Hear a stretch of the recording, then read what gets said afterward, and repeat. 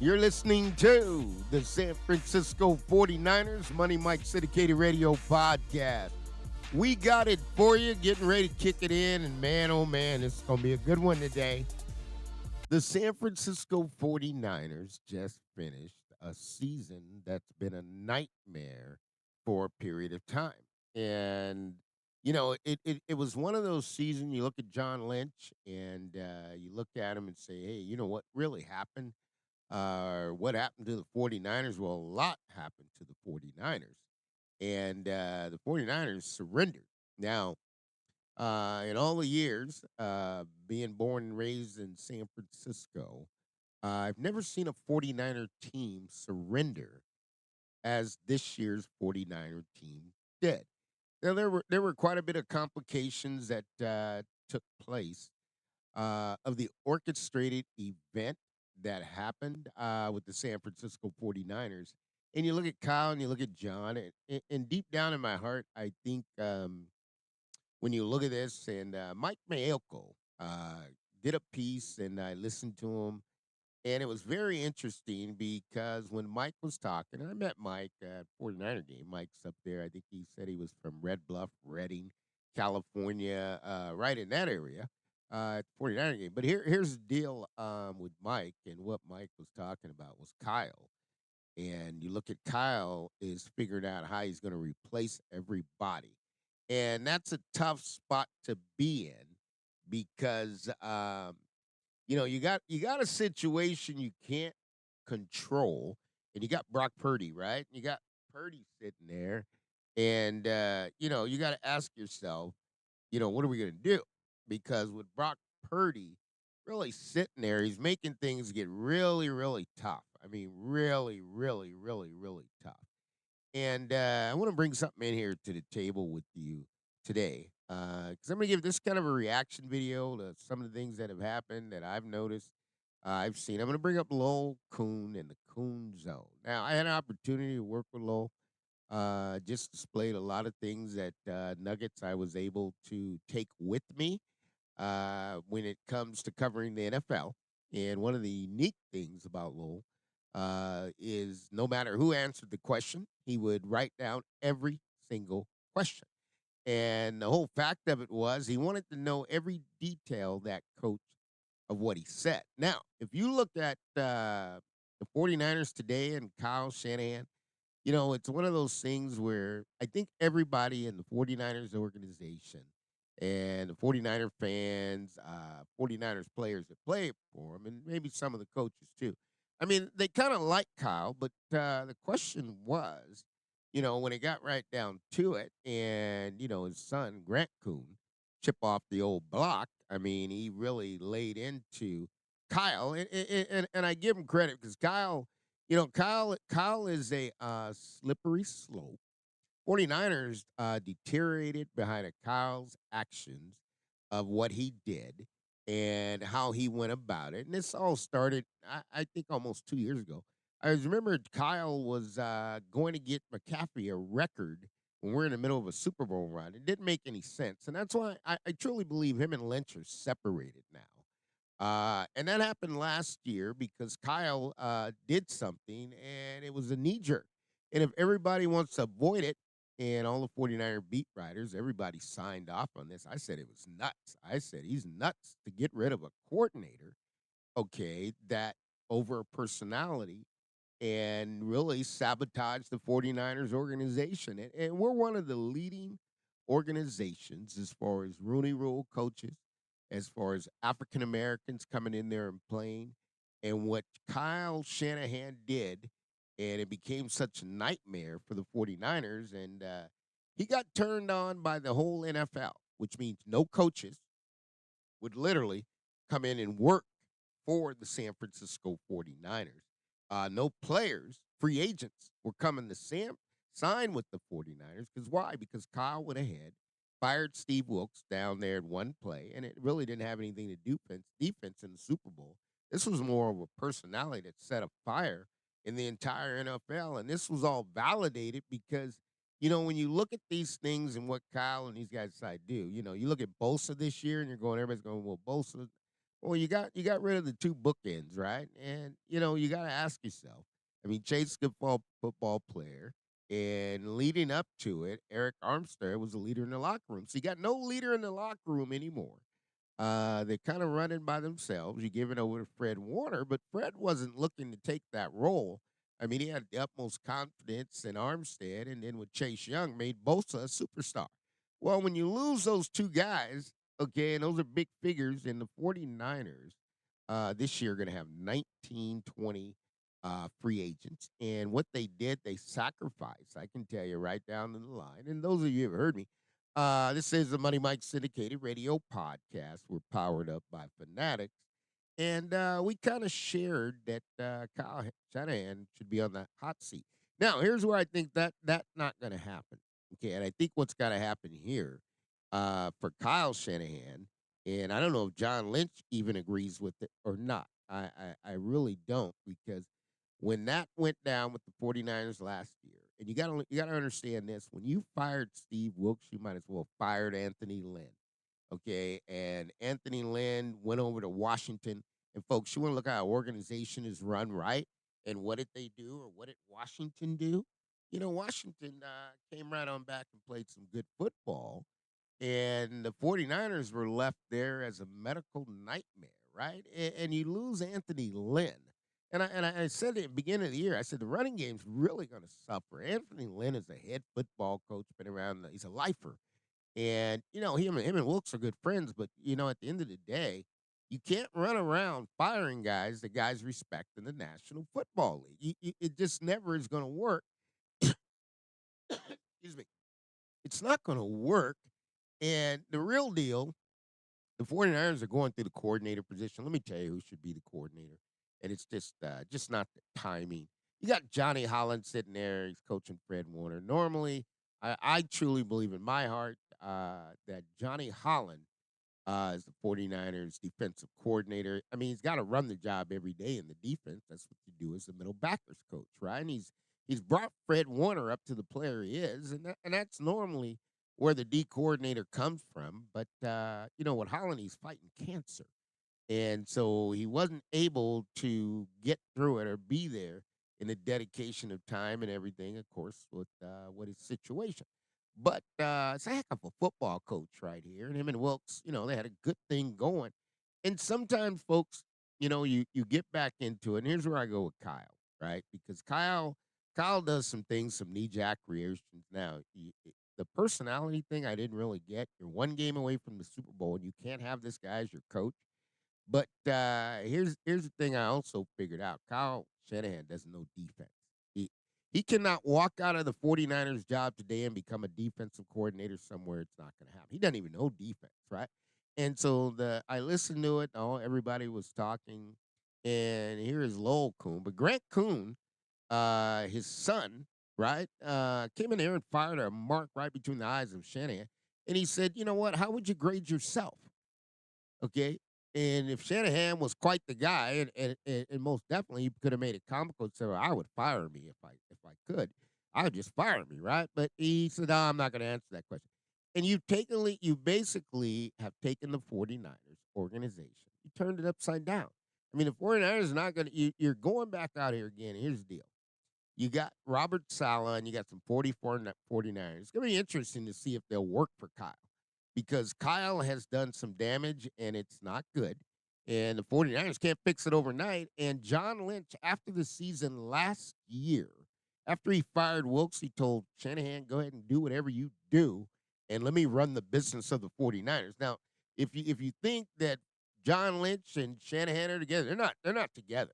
I'll tell you this, and I'll be the first to tell you, Adam, and I've said this before. Kyle Shanahan, all right, you got a little nepotism in the NFL, right? But I mean, that's part of the game. They've earned that. But Kyle Shanahan and John Lynch are two different people. Okay, two different people. First of all, John Lynch is a Hall of Famer, and Shanahan's a coach, right? John Lynch has played for Gruden, okay, and he's played for Tony Dungy, two of the greatest minds in football.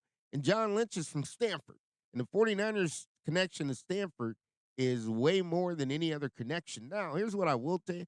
The reason Shanahan still has a job is because of Mike Shanahan. That's the flat out reason. There's no other reason. Mike Shanahan was a good personnel, offensive coordinator. Steve Young won, did what he had to do, and the 49ers got a lot of respect for Mike. And because Shanahan, I mean, really, he should have been fired, right? But 49ers going to the Super Bowl, and they don't have time to deal with it. But, Shanahan started a big old fire in the NFL. Nobody wanted to come there and work with him. You went ahead and got rid of the defensive back, and Anthony Lynn moved on. And when you start getting these guys like Wilkes and Lynn, you got to remember Anthony Lynn was assistant coach with the 49ers, right? Assistant head. So he's been a head coach in the NFL. You got strong personnel and coaches, and you just deflated that along with a lot of B-level personnel is where it went. And Steve Wilkes' situation, I mean, it can happen, but guys, you got to know the room, you got to know the temperature. And when you got a guy that's respected in the NFL, he's one step from getting a coach at a job, and you fire him. I mean, it didn't make any sense, but this is what we're living with today. And Holland got it. I mean, he stuck around because of you're looking at it, and you got to ask yourself, okay, let's go to the next thing, and I want to bring this out because Wilkes was one of the problems that set a fire with the 49ers. Couldn't get any free agents, couldn't get any coaching. Then you come back with Christian McCaffrey, and I don't know how in the world did we sign McCaffrey when he was injured. Okay, and I think everybody knew he was injured. I think we didn't know he was injured. They gave him an extension. He went over to Germany, and he couldn't play football. Right? He couldn't play football, and this is the time, folks. You got to keep it in perspective. And Bill Walsh was a marksman, right? But here's the deal with Kyle Shanahan, and which really concerns me. Our running backs get hurt than any other running backs in the league. I mean, we're going to lead the league in burning through running backs. Since Kyle's been here, you count up the number of running backs he's had, and he's going to burn up the league. Now, where did he get that from? He got that from Mike. I mean, Mike was over with the Denver Broncos, and Mike was good at scouting out running backs that could run what he want or have the toughness, but he breaks them down. I mean, you're running a zone read, and it's cutting back into the middle of the field. And here's what you got, folks. It's called reckless football. These guys never get a chance to land out of bounds or avoid a tackle because you got to get longevity and save it. But here's the deal: there's a football drill. Back in the day, I played for Mike Bellotti and Nick Aliotti. A couple good coaches, really, really good NFL coaches, Hall of Fame coaches, right? But the deal is this: the way Shanahan runs this, I call it reckless coaching, because you're running a nutcracker drill, or you're running the Oklahoma drill. Okay, and that's an old time drill, and they really don't allow that. But every time those running backs cut up, the running back's trying to avoid a linebacker, but he's got a free shot. DB's got free shots to just wrap you up, and they're really knocking you out. You only can do those so many of those collisions before you kind of collapse, right? Because you don't have it in you. So every 49er running back that they touch is going to get hurt because Kyle's doing the reckless coaching. He's running them through that scheme, and he's saying cut up the field. Well, you can't see who's coming in the attack zone, and that's how these guys end up getting injured. And it's reckless because the 49ers are going to burn. I mean, Kyle has no emotion to a player. I mean, people may feel he has emotion. He will run you into the ground until you just don't have anything left. And when he's done with you, he moves on to the next person, right? You got Jordan Mason, man. I mean, the same thing. You got a guy on IR. What happens? You run him till the death. You run him until he breaks. I mean, there's no other running backs in the NFL finish the season, coach. Folks, and for us as the San Francisco 49ers, that really doesn't happen, right? And you got Mason's a contract year, so we're going to find out if he wants to play for the 49ers, they're going to go somewhere else, right? Because these guys are going to land, and here's the deal, and I'll talk about Kittle, but 49ers, you get all these free agents, and you bring them in on a one-year contract, and they're B-rated players. These are not Pro Bowl players. They're B-rated players, and you're expecting all this to come out of them, and then at the end of the year, they can't play for you because once they find out you're not winning the Super Bowl, there's no playoff money. They're going to shut it down. The 49ers had a player walk off the field. I wondered, did he walk off the field? Him and his agent had a conversation to just leave because at the end of the day, if a player goes out there and gets hurt and he's on a one-year deal with the 49ers, you know what? He ain't getting paid next year. And so that's when these guys shut it down. They don't hesitate on that. They just go ahead and shut it down because they know, what it is. And then the 49ers got to have a big discussion because you got Ward. And here's what I see. I know the 49ers got Ward, but, I've been watching and paying close attention. The 49ers drafted a Kello Witherspoon in the third round, and he's been playing some good football. He's going to play in the playoffs. I think the 49ers, John Lynch, you guys drafted a Kello Witherspoon. I think you need to take another look because, one, he beat you when you were playing against the Rams. And two, I mean, he's come back and he's playing good football. And the 49ers need that option. I mean, it's not going to be at the level of Ward, which is he's going to stay at that level. Pretty good quarterback. But the 49ers got to look at different options and circle back and say, what can we do? Because Ward's going to want another contract and he's worth it. And 49ers don't pay him, he's going to get it somewhere else. There's no doubt about it, right? And then you got Jordan Mason, right? I mean, you got Ward, he signed for 40 and that's a 3-year deal. But then you go back to Mason, okay, and there's another running back got injured, right? And so now he's got to figure out, okay, one, I got to get healthy. Two, I got to find me a team. And this what really got me is when I watched Mostert and I watched the ex-49er running backs play for the Dolphins and smoothly run out of bounds and just make good options, good reads, and those guys don't get injured.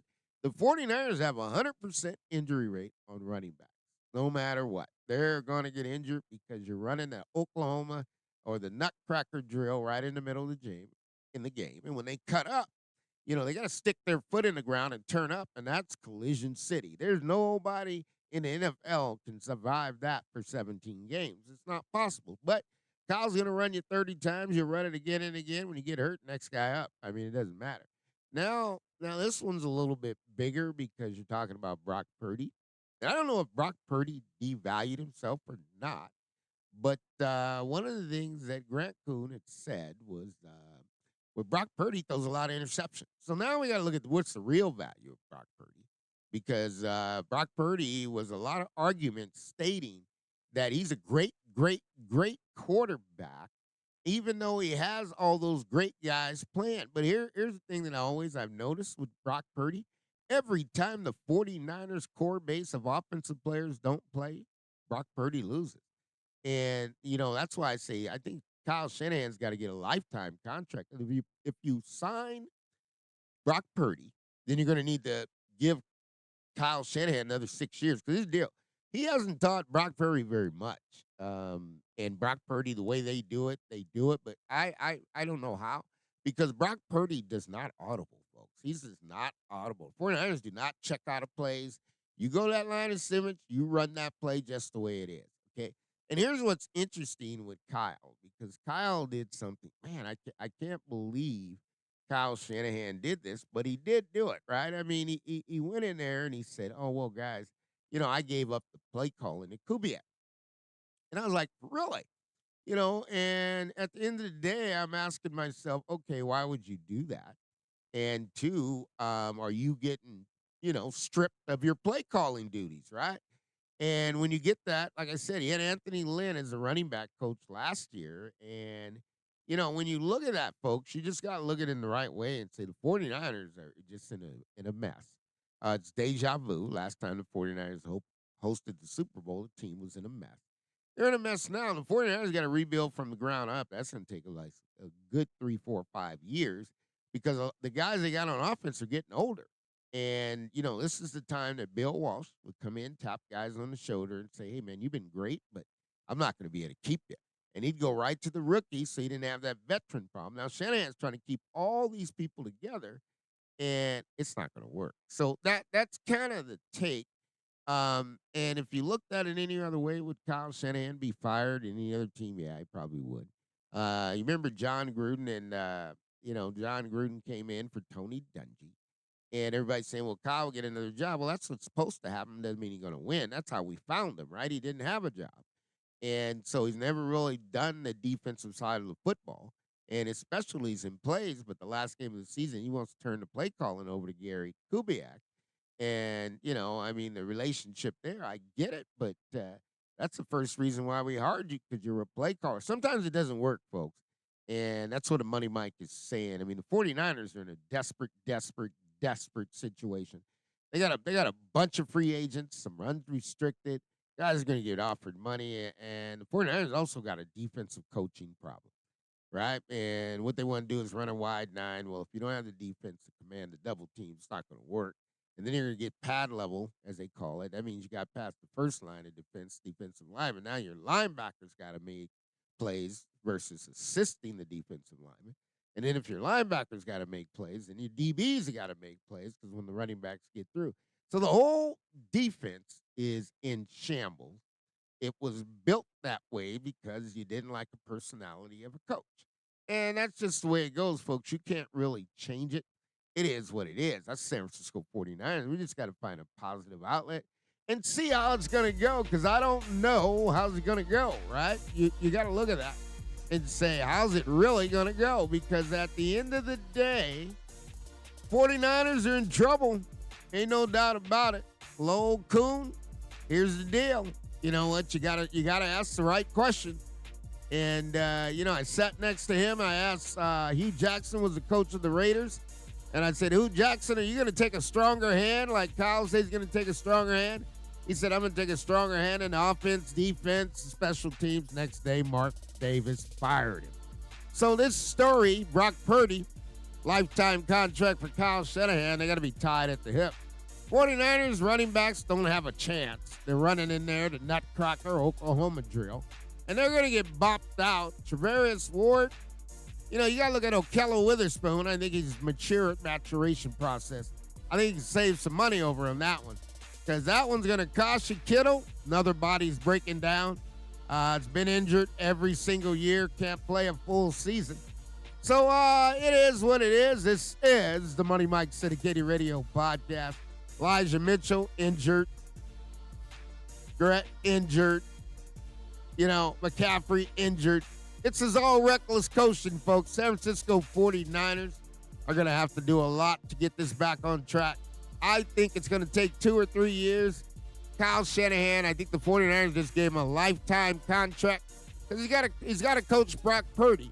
And they're tied to the hip, and the next coach may not want Brock Purdy. All things are possible to those who believe. This is the Money Mike Syndicated Radio Podcast, and we will see you soon. 49ers are in a mess. Kyle, what are we going to do? We'll talk to you soon.